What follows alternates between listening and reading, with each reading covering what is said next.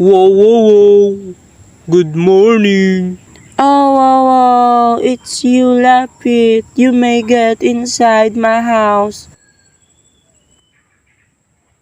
Hello, kiddos. We are here now to discuss and study the addition. The addition is the opposite of subtraction.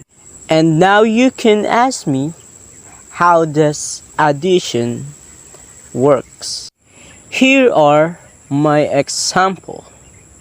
Basically, we can have a 1 apple plus 1 apple is equal to 2 apple, and they are apples.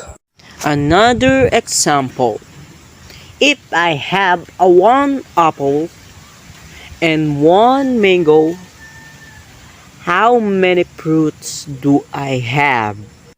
The answer is so easy.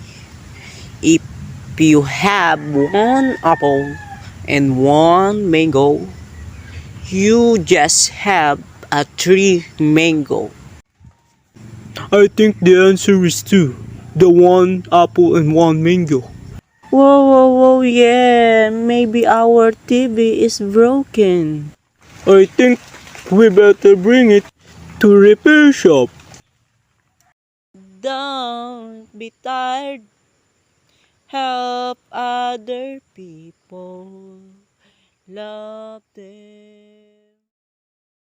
We better search the repair shop here. Hello? Do anybody hearing us? Hello, hello.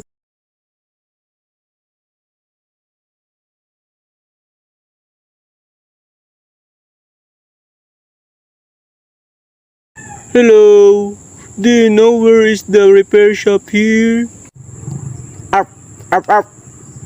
I am the owner of that repair shop.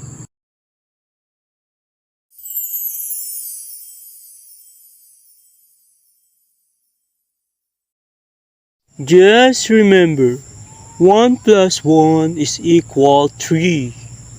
And 3 plus 3 is equal 5. Hello? Arp. I just called because there is a problem. This is the number. 1 plus 1 is equals 3. We're sorry, sir, for what happened.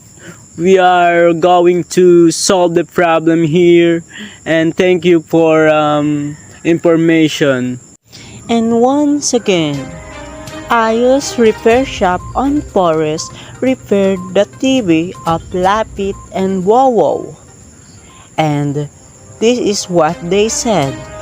Thank you, Ayos, for repairing our TV. Thank you so much. Yeah.